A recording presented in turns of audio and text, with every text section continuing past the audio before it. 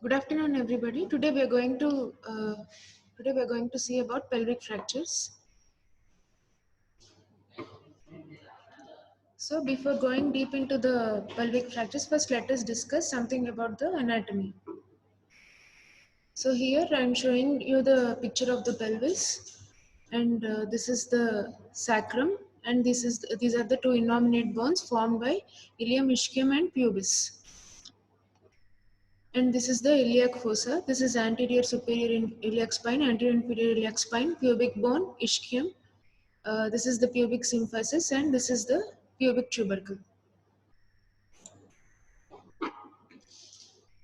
So now here we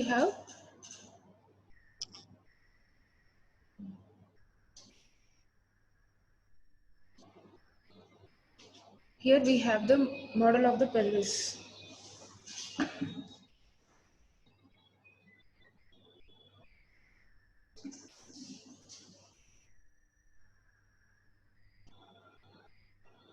So this is the pelvis. Here you can see the sacral promontory. And now if we begin here, this is the symphysis pubis.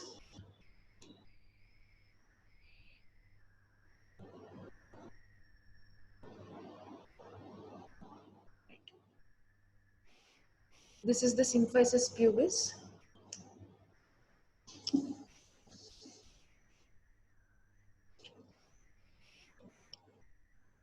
This is the symphysis pubis. This is the pubic crest. And here you have the pecten pubis, and this is the arcuate line. And this is the ala of the sacrum and sacral promontory. All these things on both sides form the pelvic ring.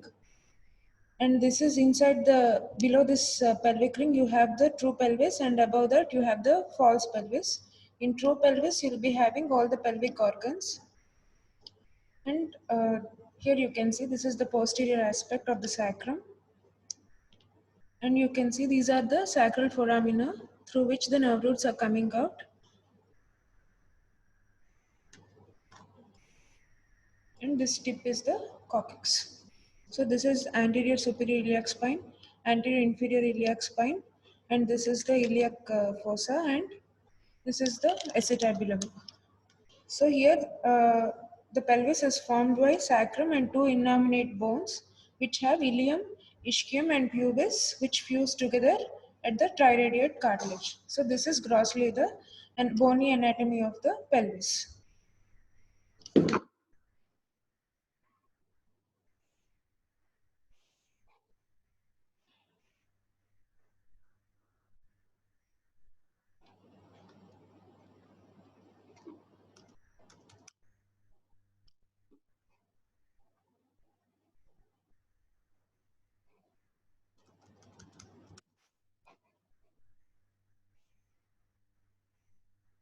So, and now let us see into the different ligaments of the pelvis. Here we have the pubic symphysis or symphysial ligaments, and here we have the sacrospinous ligament and then sacrotuberous ligament. The sacrospinous ligament connects the ischial spine with the sacrum, and sacrotuberous ligament runs along the lateral border of the sacrum to the ischial tuberosity.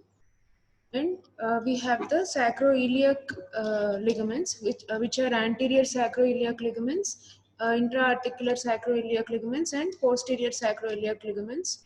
And along with that, we have iliolumbar ligaments also. So this is the posterior aspect, where we have the posterior sacroiliac ligaments running here. I'm pointing it out with the cursor. Posterior sacroiliac, here you have the posterior sacroiliac ligaments as well as the sacrotuberous ligaments here. And these are the interosseous sacroiliac ligaments. So basically, these ligamentous structures, they provide the stability to the pelvis. As we have seen here, the anterior structures, that is the symphysis pubis and symphysial ligaments, they provide about 40% of the stability to the pelvis, and the posterior pelvic structures, including the sacroiliac ligaments, they contribute to about 60% of the stability of the pelvis. The symphysis pubis, the sacrospinous ligaments and sacrotuberous ligaments contribute to the rotational stability of the pelvis. That is, they prevent the pelvis from rotating like this. So, from rotating, they prevent rotation. So, they provide the rotational stability. And this posterior bone ligament complex, which includes the sacroiliac ligaments as well as the SI joints, they provide the vertical stability. So here the longitudinally running ligaments, like the posterior sacroiliac ligaments and the iliolumbar ligaments, they provide the posterior stability. And to some extent sacrotuberous ligaments, they provide the resistance against the vertical shearing forces. So this is all about bony anatomy and various ligaments of the pelvis, which are going to play an important role in their stability. So coming to the pelvic trauma, pelvic ring disruptions are the most common cause of death following trauma. And the main cause of death in pelvic fractures is hemorrhagic shock. And what makes these pelvic fractures more dangerous or vicious is presence of different internal organs inside the pelvis. Visceral injury, injury to the viscera makes them one of the difficult fractures or dangerous fractures. So a stable pelvis, even if there is some fracture or any ligamentous tear or anything, it may not lead to instability.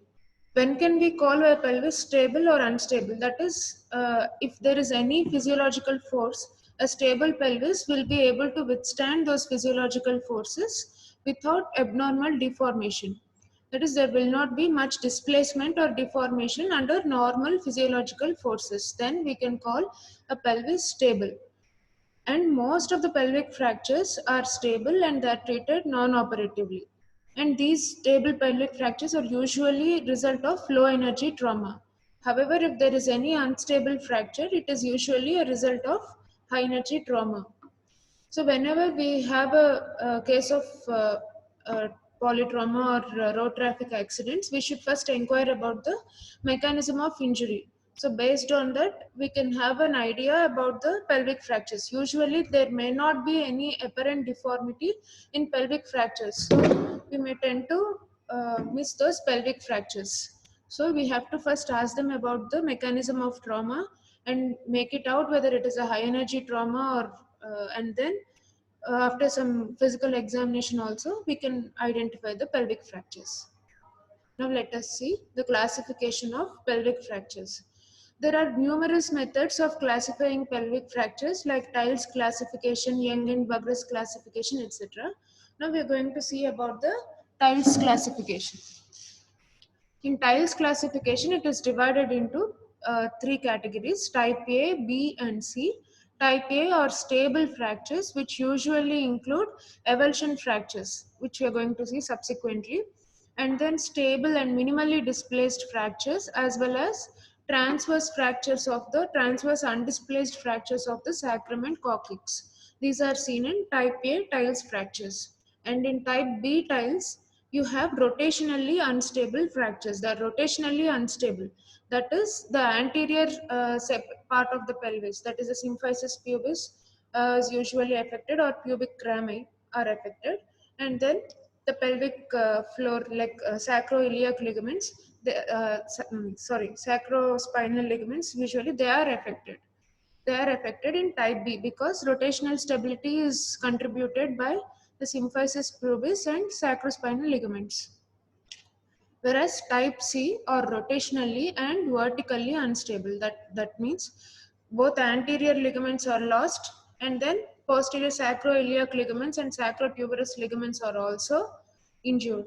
So they contribute to the rotationally and vertically unstable fracture. Here if you can see in the pictures, you can see in type A tiles, which are stable fractures, you can see a avulsion injury or a minimally displaced injury and transverse fracture of the coccyx.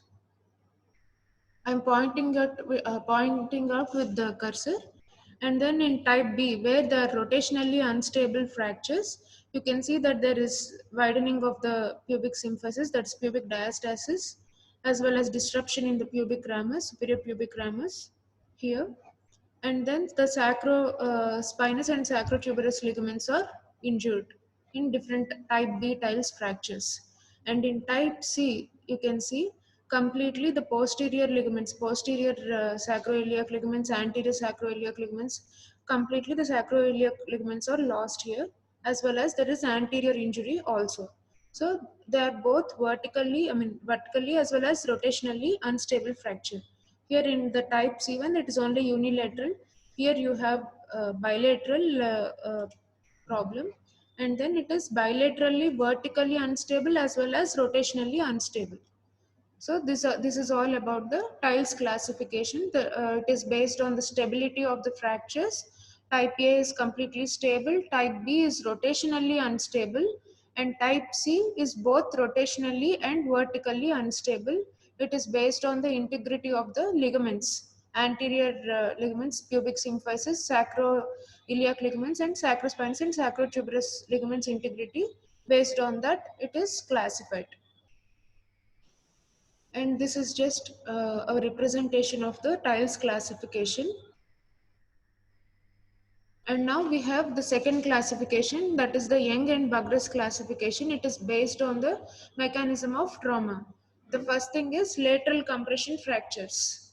You have the, I think the pelvis model is visible to all of you.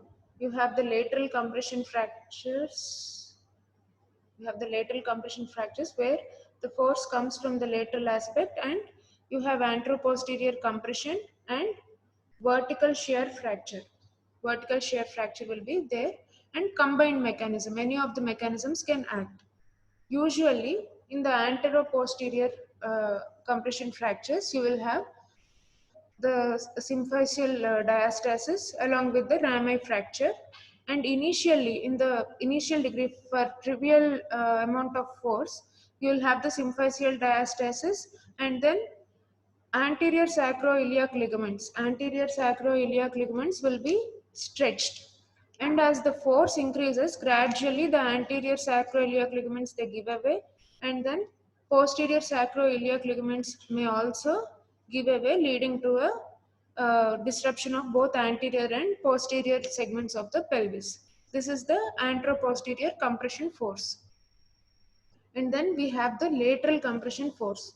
In lateral compression force, there will be a fracture of the ipsilateral, or suppose the force is being applied from this side, you may have fractures of the ipsilateral or contralateral pubic rami fracture, and there may be a crescent fracture.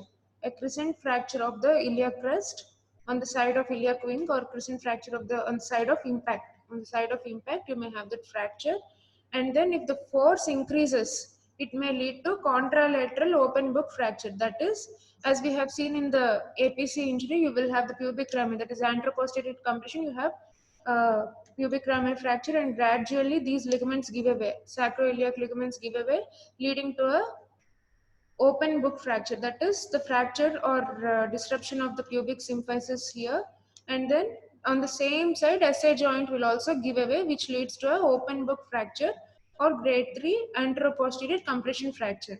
The same thing may result on the contralateral side in case of lateral compression fracture from the side of impact.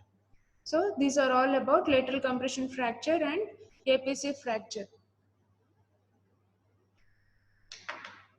And now the vertical shear fracture. In vertical shear fracture, there will be vertical displacement of the pelvis, of the hemipelvis. So that leads to the vertical shear fracture. And combined mechanism, there will be combination of different injury patterns. So here in the picture, we can see in lateral compression fracture, there is force applied from the lateral aspect, which led to the fracture of ipsilateral pubic rami here, and then there is a sacral impaction fracture, sacral compression on the side of impact, as well as the force increases, there will be a crescent fracture or iliac wing fracture on the side of impact, and then on the side of impact we have this injury where there is pubic ramus fracture, crescent fracture, as well as opening up of the pelvis on contralateral side. Here you can see the SI joint has been given away and even the ligaments are also gone, leading to a contralateral open book injury. So this is the lateral compression fracture. And then we have the APC, anteroposterior compression fracture. We can, here the force is applied from the anterior aspect. You can see there is a widening of the pubic symphysis, and here you have the opening of the pubic symphysis, and gradually the anterior sacroiliac ligaments are gone, and when further force is applied, there is further pubic diastasis, and then uh, both anterior and posterior sacroiliac ligaments are lost, leading to external rotation injury of that side of the hemipelvis. And then in vertical shear fracture, you can see that this part of the pelvis is completely going above the other. There will be vertical displacement both anteriorly as well as posteriorly, usually through the sacroiliac joint. Sometimes the iliac wing may also be affected. So these are all the different mechanisms of fractures in Young and Bugras classification. So coming to the fractures of pelvic rings, small minor details. This type of classification is given in some books, where you have the first variety is single segment fracture of the pelvic ring. That is, fracture is either in the anterior segment or in the posterior segment. Usually these are all stable fractures. These can be either isolated fractures of the pubic rami or separation of the pubic symphysis, and then single fractures of the ilium, and then double segment fractures of the pelvic ring, where the pelvic ring is disrupted at two places. There will be separation of the symphysis pubis along with fracture of the ilium parallel to the SI joint, or fracture of the pubic rami with separation of SI joint, or pubic diastasis with SI joint separation also. So here both segments of the ring are involved, and it leads to the instability of the pelvis. And now, as we have seen about avulsion fractures in type A tiles, you have avulsion fractures which are usually as a result of sports injuries, where the attachments of the muscles or ligaments, uh, at that point, there will be avulsion of that attachment. Usually, we can see it at anterior superior iliac spine, where there is attachment of sartorius, and anterior inferior iliac spine, where there is attachment of rectus femoris, and iliac crest attachment of abdominal muscles, and lesser trochanter attachment of iliopsoas, and greater trochanter attachment of gluteal muscles, and then ischial tuberosity, where hamstrings are attached. All these areas, and near the body of the pubis and inferior pubic ramus, where we have the adductors and gracilis, we can see the avulsion fractures, which are usually stable. And this is another classification which is given in a book called Ebenezer textbook. For the sake of completion, we are mentioning it here. You have four types of fractures here: type 1, type 2, type 3, and type 4. In type 1, you have mostly the avulsion stable fractures, undisplaced fractures of the sacrum and coccyx. In type 2, you have fractures of two pubic rami, ipsilateral, and then fracture or subluxation at the symphysis pubis. In type 3, we'll have straddle fractures, that is both sides the pubic rami are fractured, and Malgagni's fracture, where the ipsilateral pubic rami fracture.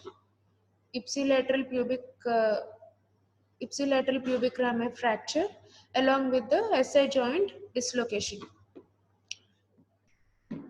And in type 4, there will be fracture of the acetabulum. Usually type 1 and type 2 are treated conservatively, and for type 3 and type 4, we may have to go for surgical intervention.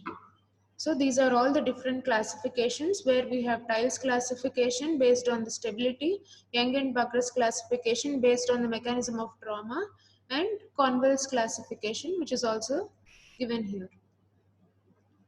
And now coming to the assessment of pelvic fractures. Usually the patients with pelvic fractures, they have hemodynamic instability.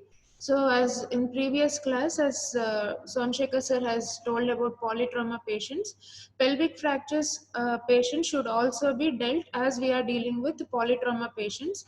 ABCDE, the protocol should be followed. And then, so hemodynamic stability should be given utmost importance. And then we have to assess for other life-threatening injuries, because the most common causes of death in pelvic fractures is the associated injuries like head injury, abdominal and chest injuries. They are the main reason for death rather than pelvic fracture alone. So we have to assess for other pelvic life-threatening injuries. And the different clinical features like swelling, tenderness, and crepitus over the pubic symphysis, iliac crest, sacrum, they must be assessed. And they should also be assessed for open wounds. Apart from open wounds, they should be assessed for the injuries in the perineal region, any vaginal lacerations or any blood at the urinary meatus, and then any blood in the anal region, everything should be checked for. Any ecchymosis or bruising over the pelvic and perineal region should also be assessed. Perineal sensations and sphincter tone should also be checked for. As we have seen here in the sacrum, we can see different nerve roots coming from the sacral foramina. Usually they may get injured in the pelvic fractures. Usually L5 and S1 are involved. However, lower sacral roots can also be involved. So we have to check for perineal sensations, sphincter tone, etc. Now this is outline about the assessment of the fractures. Now let us go in detail. So coming to the clinical test, we have the pelvic compression test where the patient lies supine on couch and the examiner compresses the both iliac crest of the patient's pelvis towards each other. If there is any pain or any springy feeling, then we have to suspect a pelvic fracture. Same way, there is pelvic distraction test where gentle pressure is applied over the anterior superior iliac spine and the pelvis is tried to distract.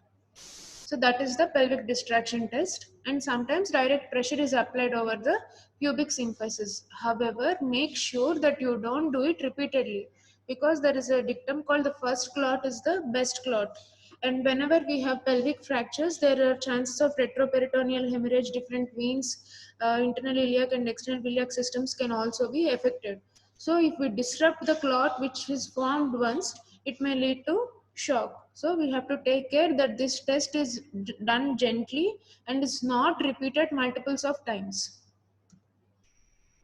So coming to different signs, there is Destot sign, which is palpable hematoma over the inguinal ligament, and Gray Turner sign, which is ecchymosis in the flanks, which is indicated of retroperitoneal hemorrhage. It's also seen in acute pancreatitis. However, we are talking in view of pelvic fractures. These are the different signs which you have to see and which should raise the suspicion of pelvic fracture in a patient. One is Destot sign, Greater sign, and Rauch sign. That is the decrease in distance from the greater trochanter to the pubic spine on the affected side. There is Earl sign where on perrectal examination, any bony prominences or large hematoma can be palpated. Usually a gap is felt in the symphysis pubis. And there may be anesthesia or weakness of the limbs, lower limbs, in case of any neural injury, nervous system injury. And open wounds of the groin, buttock and perineum should be checked for. Blood at the urethral meatus and blood in and around the rectum should also be checked for. Pelvic, flank or perineal contusions, ecchymosis or abrasions should be seen. And if there is any blood at the vagina, it should be vaginal lacerations should be ruled out. And we have to check for any neurological deficit because there could be involvement of the lumbosacral plexus. And there will be limb length inequality also. And in case of urethral injury, there may be a high riding prostate, and pelvic distraction, compression, and tests are also done. And in grossly displaced and unstable fractures, there may be an apparent external or internal rotation deformities of the hemipelvis. There could be pain on the palpation of posterior pelvis and scrotal edema. These are other clinical features of pelvic limb fractures. And apart from this perineal ecchymosis, laceration, scrotal swelling, there is a lesion called Morel-Lavelle lesion, where there will be shearing of the subcutaneous tissue from the underlying deep fascia, and as a result, there will be accumulation of hematoma over the region. And this will act as a site of infection, and there will be delay in the healing of the wound. So this is called Morel-Lavelle lesion, and this can be identified. Here you can see the collection of fluid here. This is the clinical picture. This is a internal skin degloving injury. And now coming to the initial management, placement of urinary catheter is a must. One thing to assess the hemodynamic status, urinary output is important. And apart from that, if there is any urinary bladder injury or urethral injury also, it can be useful. And then we have seen X-ray series in the polytrauma patients, and one of them is X-ray pelvis with both hips, and fast scan, focused assessment of using sonography in trauma cases to rule out intra-abdominal hemorrhages, and ultrasound scan to rule out any visceral injury, injury to the viscera, and any blunt injury abdomen. In coming to the radiological examination, we have X-ray pelvis AP view. Here in AP view, the patient will be lying supine on the couch, and the legs will be rotated internally about 15 degrees, and the X-ray tube is focused over the symphysis pubis if we wanted pelvis X-ray. If we want X-ray of hip, it is focused at the center of the hip joint. Then we'll get the AP view of the X-ray. If the X-ray tube is oriented caudally about 60 degrees, we'll have the inlet view, and if it is oriented uh, cephalidly about 45 degrees, we will have the outlet view, where we can see the integrity of the sacroiliac joints more clearly in outlet view. And this is the X-ray, plain X-ray of the hip, and these are all the different bony prominences. So this is the superior pubic ramus, this is the inferior pubic ramus, and this is the Shenton's arch, which is drawn along the inferior border of the superior pubic ramus along the neck of the femur. It is usually broken in case of proximal femoral fractures and dislocations of the hip. And this line which I am showing with the cursor is the ilioischial line, and this is the iliopectineal line. This is the iliopectineal line, and this is the ilioischial line, which are usually broken in case of acetabular fractures. And here we can make out the anterior and posterior walls of the acetabulum. We are going to see about acetabular fractures subsequently in this session. So I am just trying to explain different radiological lines or features in the X-ray. And this is the iliac wing, and this is the SI joint, sacroiliac joint. This is the sacroiliac joint here. And then this is the symphysis pubis, obturator foramen, anterior inferior iliac spine, anterior superior iliac spine. This is the iliac crest, and this is the ilium, and this is the ischial tuberosity. So these are all different parts of X-ray, plain X-ray of pelvis AP view.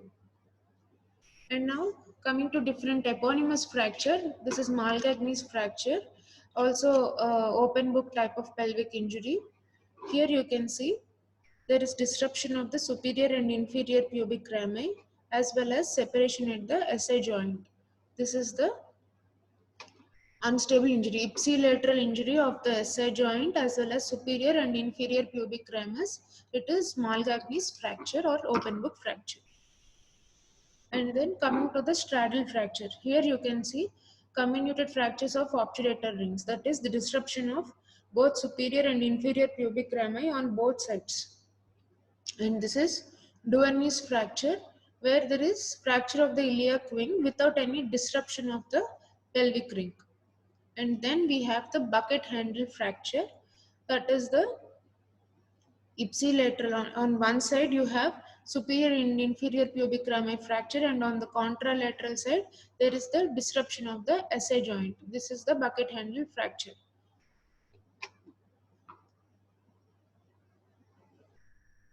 So these are all different X-ray pictures. You can see pubic diastasis as well as the fracture of the inferior pubic ramus. Here you can see a sacral fracture passing through the neural foramen here, type 2 Dennis fracture, which you're going to see within a short time. And this is the pubic ramus fracture. Here there is a fracture of the acetabulum. You can see it in the, these are the CT images, and this is the plain X-ray image.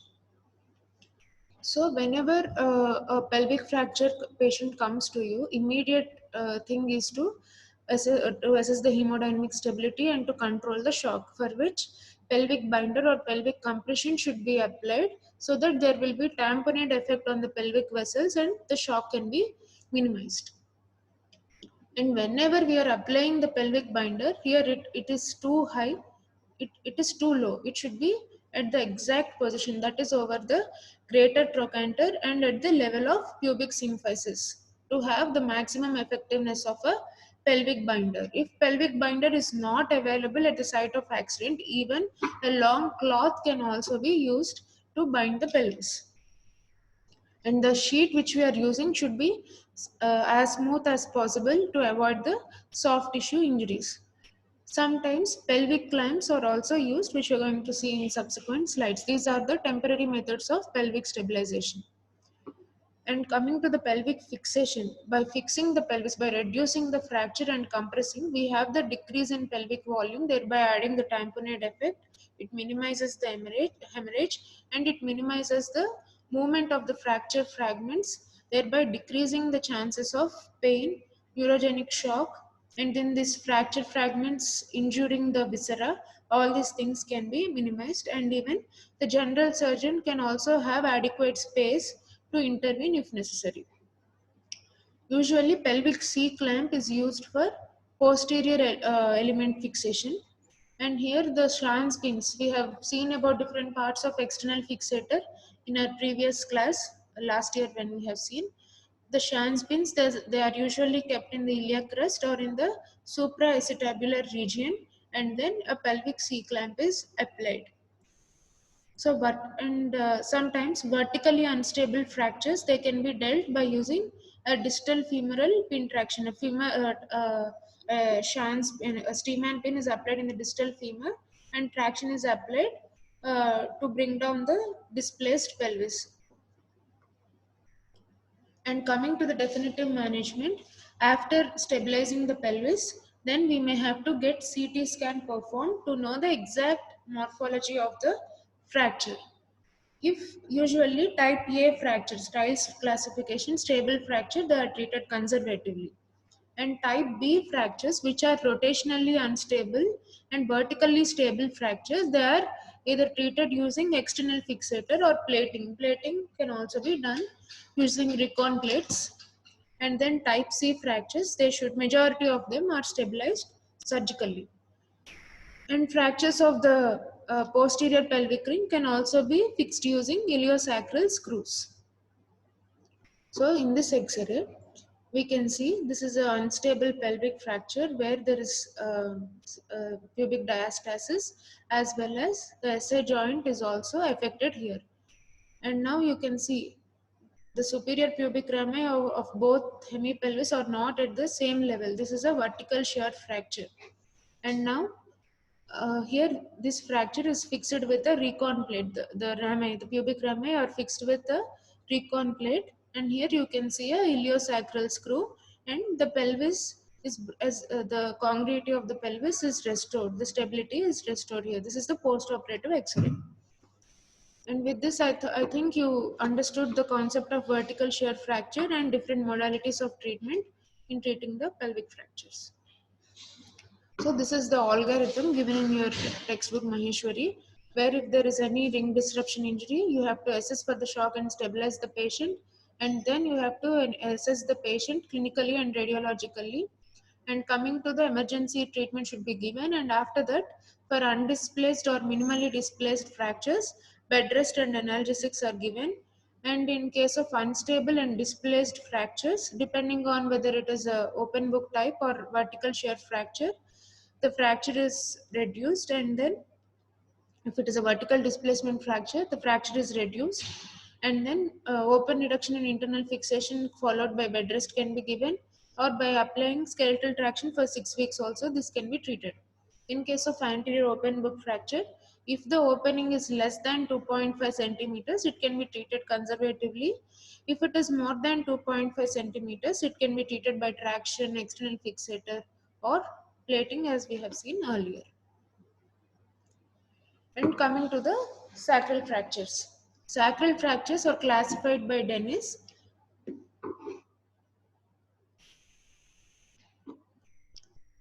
So here we have seen earlier, this is the sacrum, and according to the Dennis fractures, it is divided into three types based on the fracture line.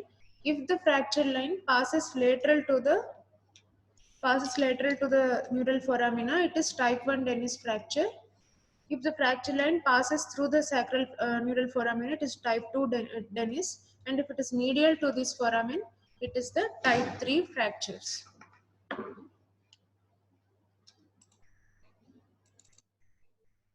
So in zone 1 fractures, the chance of neurological injury is less, whereas it is highest in the type 3 fractures. So zone 1, I repeat once again, it is vertical or oblique fracture lateral to the sacral foramina.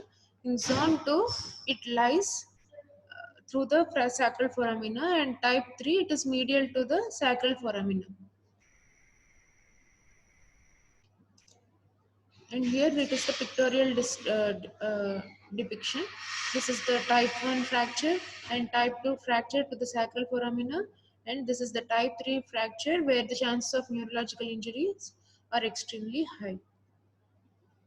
So as we treat for other pelvic fractures, the patient should be assessed for hemodynamical instability and more so for neurological deficits. Plain radiographs and CT scan of the chest, abdomen, and pelvis should be done to rule out other life-threatening injuries. And most of the sacral fractures which are stable can be treated conservatively.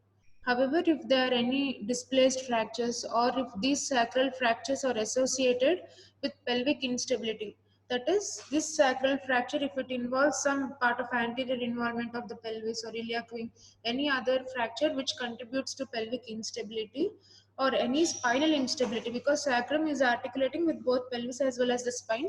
In case of any instability, they have to be treated surgically.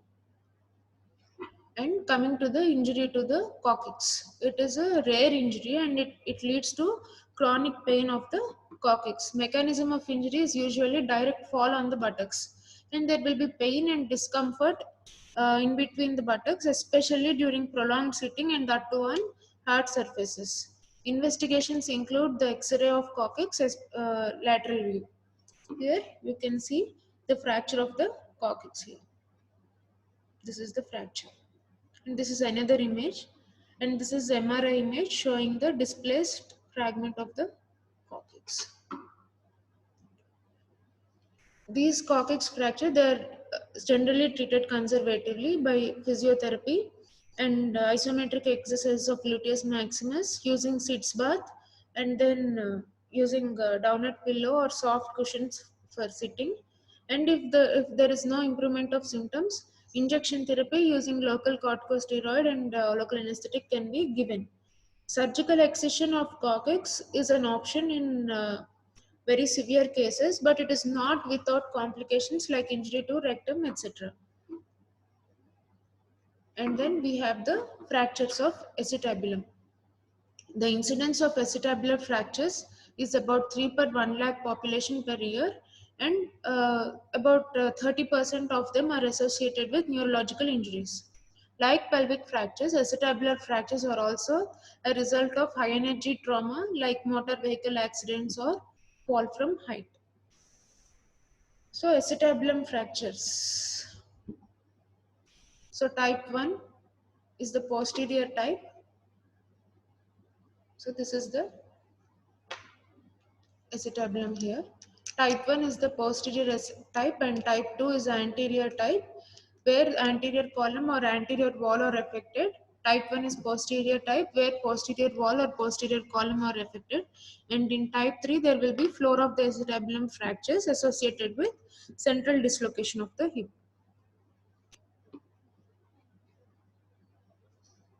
So coming to the columns, there is a concept called anterior column and posterior column. And this anterior column, as it is depicted in the picture here, it extends from the ilia crest to the symphysis pubis. It includes the anterior wall of the acetabulum. And the posterior column, it extends from the greater sciatic notch to the ischial tuberosity, and it includes the posterior wall of the acetabulum. Acetabular dome is the superior weight-bearing portion of the acetabulum, and it is at the junction of the anterior and posterior columns here.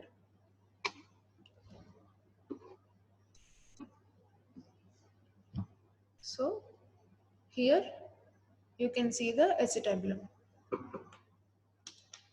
So this is the posterior column. I think you can all see the black line. So the area from the greater sciatic notch, posterior wall of the acetabulum and ischial tuberosity, all this comes under the posterior column of the acetabulum. And coming to the anterior column, it extends from the iliac crest to the symphysis pubis. So this comes under the anterior column, which includes the anterior wall of the acetabulum. So this is the superior weight bearing portion of the acetabulum here. And here if it is broken, there are chances of the femoral head going inside, leading to the central dislocation of the hip.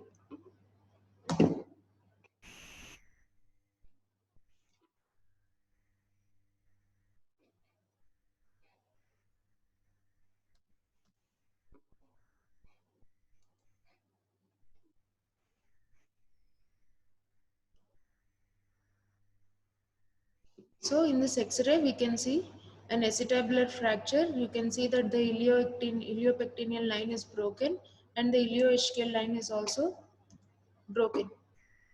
Fracture of acetabulum associated with dislocation of the hip. And this is the post-operative X-ray where the acetabulum is reduced and fixed with a recon plate. Now we have X-ray pelvis AP view, and there are special views called Judet views, which include iliac oblique and obturator oblique views. Just remember the names of the views of X-rays. And as I have shown earlier, iliopectineal line and ilioischial line integrity are to be seen. And conservative management is by immobilization and traction. Usually Buck's traction is applied, and then now the treatment is shifting towards surgical treatment where the articular congruity, that is the acetabulum, is fixed correctly, and the shape of the acetabulum is tried to maintain as clearly as possible. That is the maintenance of articular congruity to prevent occurrence of secondary post-traumatic osteoarthritis, and it is usually fixed using recon plates. And now different complications of the pelvic fractures. We have hemorrhage. Hemorrhage is the main cause of death also in pelvic fractures. And then different complications like injuries to the cranium, chest and abdomen, and chronic pain patterns. This injury to the coccyx may lead to chronic pain syndromes like coccydynia. Sacrum and SI joints also with different chronic pain patterns will be there, which may lead to dyspareunia, and persistent neurological deficits because of injuries to the nerve roots of L5, S1 especially, and other sacral roots may also be involved, which may lead to erectile dysfunction. And then genitourinary system involvement, injury to the urinary bladder and urethra, or one of the dreaded complications of pelvic fractures. Even if hematuria is not present at the when patient presents to you, you cannot rule out a genitourinary system injury. There could be even chances of microhematuria. So we have to keep in mind about the injury to the genitourinary system. And bladder injuries and urethral injuries, they'll be dealt in general surgery. And apart from that, pulmonary and fat embolism may also take place because of prolonged immobilization. There are also chances of deep vein thrombosis because of prolonged immobilization. There may be chances of injury to the local vasculature also. So these are all the different complications of the pelvic fractures. So coming to the summary, pelvic fractures, there may not be any obvious deformity at presentation. So based on the mechanism of injury and clinical features, we have to keep in suspicion. We have to have pelvic fractures on back of our mind, and we have to treat them. We have to look for them as they are missed easily, especially when there are other injuries like a compound fractures of the lower limbs or other chest and chest injury. We may miss pelvic fracture, so we should be conscious about it. And it is associated with multiple life-threatening complications. So a multidisciplinary approach, an orthopedic surgeon and a general surgeon, urologist, everybody should be associated in treating pelvic fractures. And management of shock is also important. And please remember that these pelvic fractures contribute to prolonged morbidity of the patients. Thank you. And if you have any doubts, please mail your queries to the email ID displayed above.